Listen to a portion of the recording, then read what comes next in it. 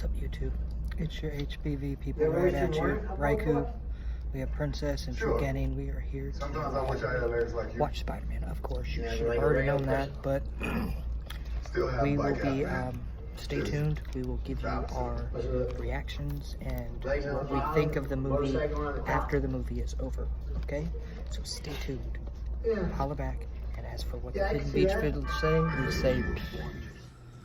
What's good, YouTube? It's your crew from the HBV. We have Truganning and the Princess, and it's Raikou. You know what time it is. We are here tonight after we just left the theater. We came and got our stomachs full and got all showered up and cleaned.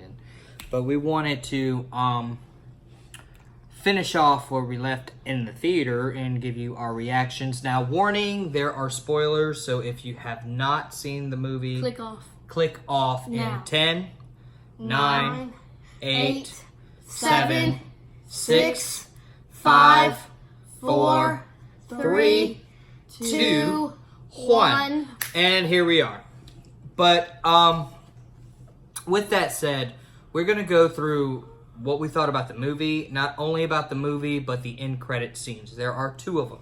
That's why I said if you have not seen this is your last chance to click off. There are spoilers. While you're on your way there, like and subscribe. Boom. And go ahead and hit us up on Twitter, not Facebook, Snapchat, and Instagram. So, first off the bat, what we thought about the movie. What were your thoughts, Harv? The movie, all in all, was great. The different elementals that happened were really cool, like how they made them. Okay. And what did you think about the story? What did you think about the plot? What did you think about the characters? What did you think about everything that goes into making a movie? What were your thoughts on all of it? I think the character Mysterio had to play like 2 different parts, which is like kind of really hard.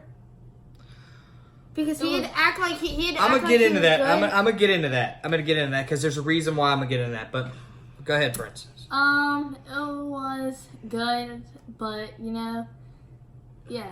And then the one part where it was pretty cool how they were making it like dimensional. How do you say it? Multi-dimensional? No, it's like how the projections. Oh, okay. The projections were cool because like it stunned everybody. And yeah, and they actually had drones in it. This is the reason why I'm glad we're gonna bring that up first, because if you watched my first, or I think it was both of us that reacted to the trailer for Spider-Man.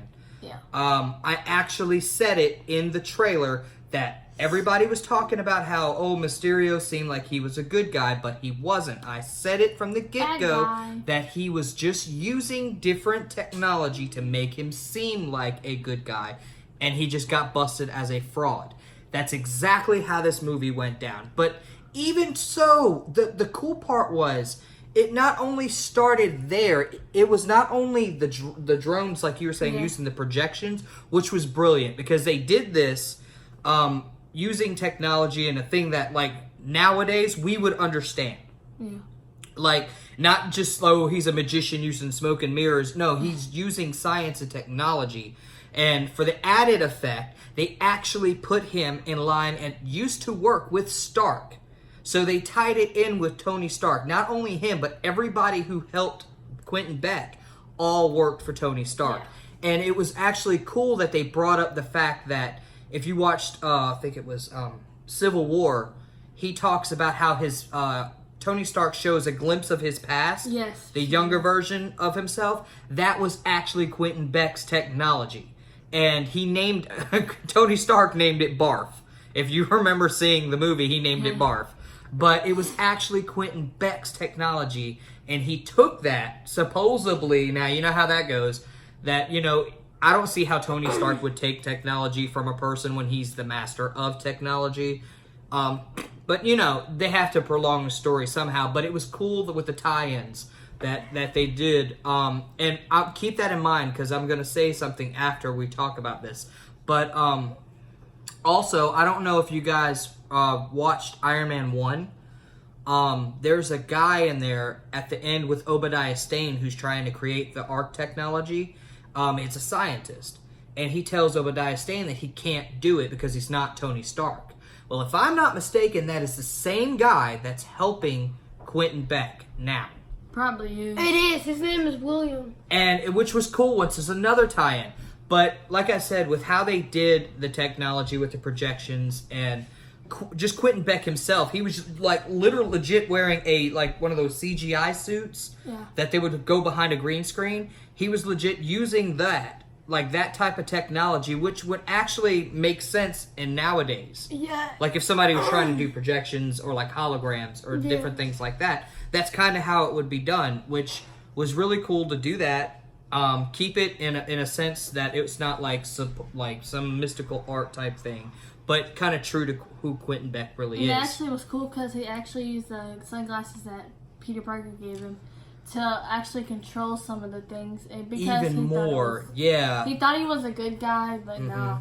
As soon as he left, he actually showed that he wasn't. Exactly, because it was like, that's the whole... Then you learned how he was part of the whole Tony Stark deal, because that's what he was after anyway, was those sunglasses. And was that whole... do you remember what it was called?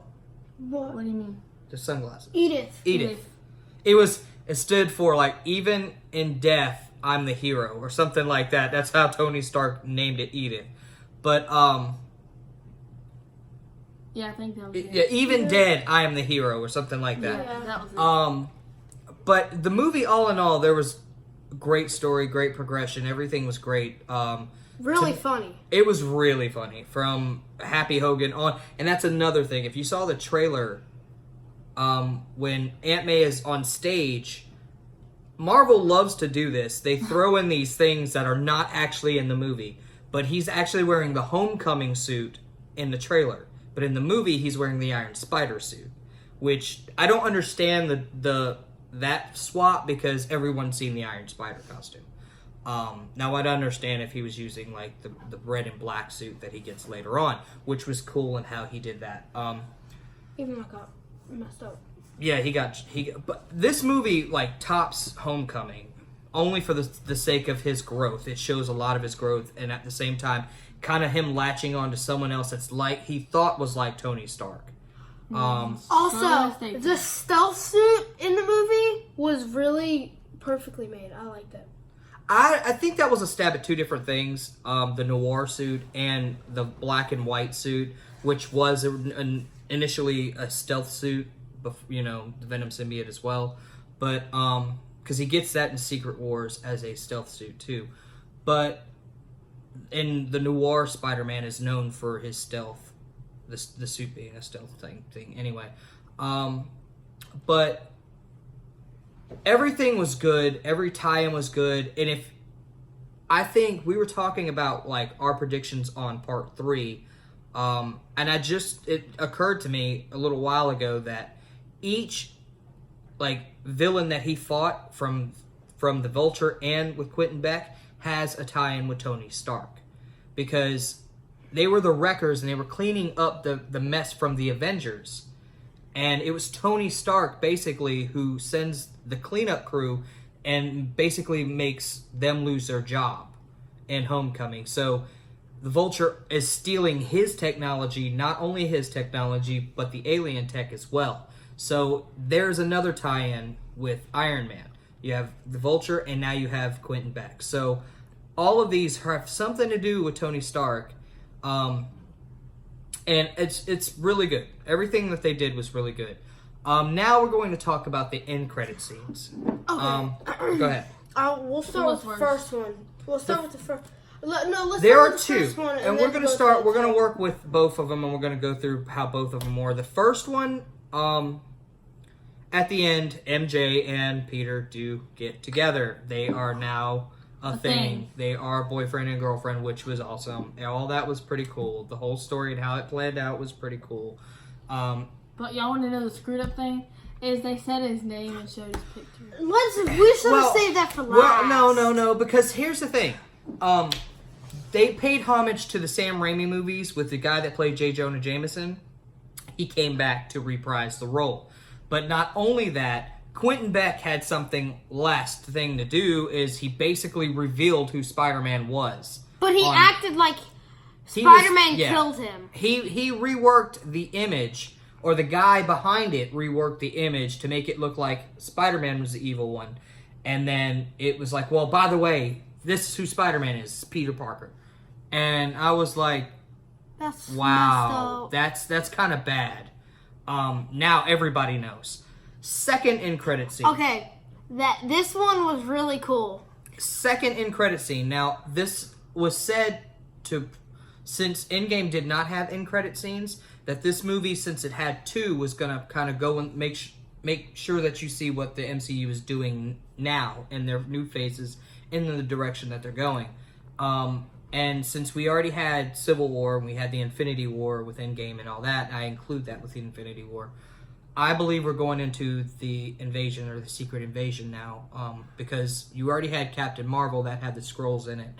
Now Nick Fury and Maria Hill were actually Skrulls the whole time in this movie, which was weird because the Skrulls are known to be the enemy, but it was actually when you see him, like them come in form, he starts talking on the phone, and it's actually to Nick Fury. So it's like he tells Nick Fury, "I'm tired. When are you coming back? I'm tired of answering questions about the Avengers." So it's like, okay, well, are they working? Are some of them working with Nick Fury, and are some of them bad? And probably so. In the way that Nick Fury was like on a ship, it looked like he was surrounded by other Skrulls because there were some walking around. But we were talking about, you got to remember that when Thanos blinked everybody or snapped his fingers, that means half the Skrulls were gone too. That means all life in that universe, 50% of it was gone. So that includes the Skrulls. So that's kind of the direction in which this movie's, or the phase of MCU is going, is now we're introducing the secret invasion and all that type of stuff with the invasion of the Skrulls, and they're coming out now. So what were you more impressed seeing in the whole movie, like in one thought? MJ and Peter Parker. Yeah. How Mysterio. How he did everything, like he literally used his suit, but it wasn't him. Yeah, he was a complete projection too, which, like I said, it was awesome. The way they did it, and the way he portrayed himself would be like someone controlling like special effects in a movie now, and that was kind of cool to see it be done in a way that we could understand and we could relate to, and not some mystical art type thing. Mine, I would have to say, was the fact of like a deeper internal struggle within Peter, because he just lost Tony. He's now trying to latch on to someone he doesn't know but reminds him of Tony, and then finds out he's bad. So there's like this whole conflict between Peter wanting to be with his friends and having to step up as an Avenger, especially as Tony pointing him out as like his chosen one, so to speak. But it added so much more depth to the character. It added more depth to him. He handled it like well, just as you would expect him to. It was also funny how Nick Fury, when Spider-Man told him that he didn't want to go, that he planned their trip to the same spot. That was funny. Manipulated. Where was it? Prague. They were supposed to go to Paris. And he was like, I don't want to go to Prague because we were supposed to do this and this and this. And he's like, okay, you're picking them over saving us. All right, well, you go do that. And then he gets back to everybody, and they're like, well, you know what? We're going to Prague. We've been upgraded. He said, oh, my God. It was so funny. The whole supporting cast was funny. From what was Ned to Betty to that was weird. MJ. That was funny. It was kind of awkward though. That was funny. Flash was a little bit more funnier. All of the supporting cast was funny. It was also funny when Peter Parker slapped him. Yeah, he finally knocked him out. He finally laid some hands on that dude. Unintentionally, it may be, but he finally did it. He was trying to get the glasses that Tony Stark gave him. Because he falsely initiated a kill on another student, which he wasn't intended. Yeah. But it was funny. There was a lot of comedy in this movie. There's a lot of action in this movie that would please just about anybody.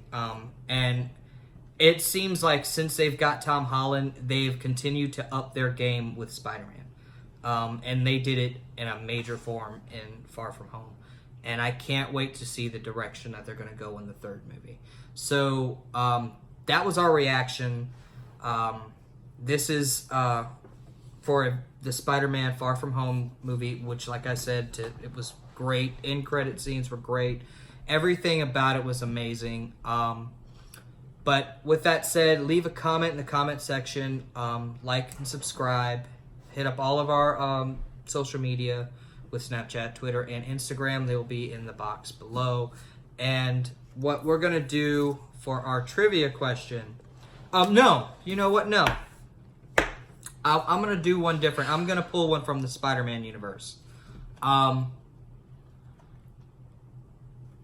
Which version of Peter Parker is also known as the Scarlet Spider? I will leave that to you. So with that said, from the Hidden Beach, we say peace.